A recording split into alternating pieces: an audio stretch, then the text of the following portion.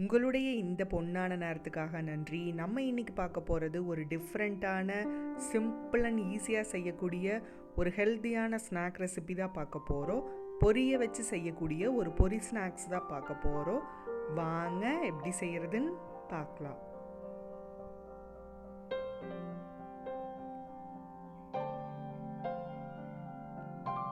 First இதுக்கு ஒரு mixing Pavul எடுத்துக்கலாம். அதில் 2 கப் பொரி சேர்த்துக்கலாம்.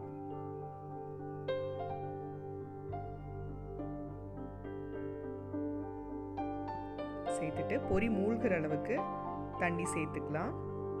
விட்டுட்டு ஒரு 2 நிமிஷம் அப்படியே விட்டுறலாம். ரொம்ப நேரம் விட வேண்டாம். 2 நிமிஷம் கழிச்சு நம்ம இதை அப்படியே லைட்டாக அலசிட்டு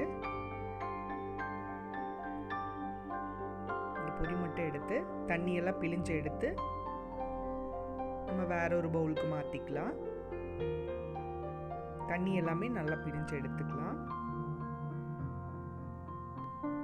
எடுத்தாச்சு. அடுத்து இது கூட ஒரு பெரிய வெங்காயம் பொடியாக கட் பண்ணினது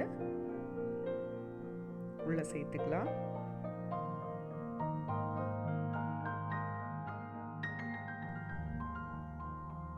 அடுத்து ஒரு கொத்து கருவேப்பிலை பொடியாக கட் பண்ணினது இதையும் உள்ள சேர்த்துக்கலாம். சேர்த்துட்டு நம்ம எந்த கப்பால் பொரி அளந்தமோ அதே கப்பில் 1/2 கப் கடலை மாவு, காரத்துக்கு தகுந்த மாதிரி மிளகாத்தூள், 1/4 ஸ்பூன் போல மஞ்சத்தூள், 1/4 ஸ்பூன் போல கரம் மசாலா,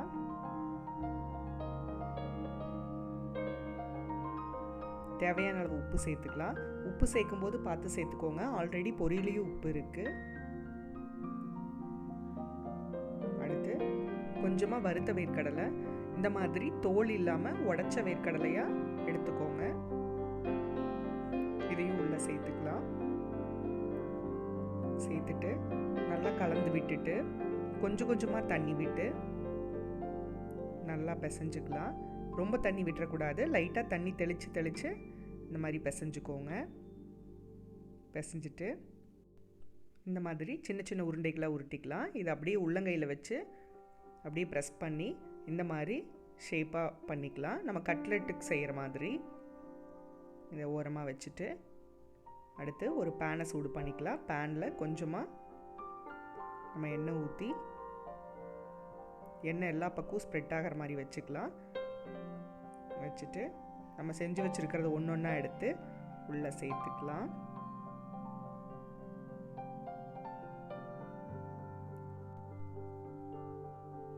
நம்ம தேவைப்பட்டால் மேலே கூட ஒரு ஸ்பூன் எண்ணெய் விட்டுக்கலாம். எண்ணெய் விட்டு வேக வைக்கலாம். ஒரு சைடு வெந்ததும் நம்ம ஒன்று ஒன்றா திருப்பி போட்டுடலாம். திருப்பி போட்டு வேக வைக்கலாம். இது பார்த்திங்கன்னா மீடியம் ஃப்ளேமில் வச்சு வேக வைங்க. அப்போ தான் உள்ளே எல்லாமே நல்லா வேகும். இப்போ பார்த்திங்கன்னா 2 சைடும் நல்லா வெந்துருச்சு. திருப்பி பார்க்கலாம். இந்த சைடும் நல்லா வெந்துருச்சு. இந்த ஸ்டேஜில் நம்ம ஒன்று ஒன்றா வெளியே எடுத்துடலாம். இந்த ஸ்நாக்ஸ் பார்த்திங்கன்னா குழந்தைங்களுக்கு பெரியவங்களுக்கு எல்லாமே ஒரு நல்ல ஈவினிங் ஸ்நாக்ஸாக இருக்கும். இது மேலே கிறிஸ்பியாக உள்ள சாஃப்டாக இருக்கும். இப்போ பார்த்திங்கன்னா நம்மளோட சூப்பரான இந்த பொரி ஸ்நாக்ஸ் ரெடி ஆயிடுச்சு. நீங்களும் வீட்டில் ட்ரை பண்ணி பாருங்கள். அறுசுவைகளும் சங்கமிக்கட்டும் அனைவரது இல்லங்களிலும்.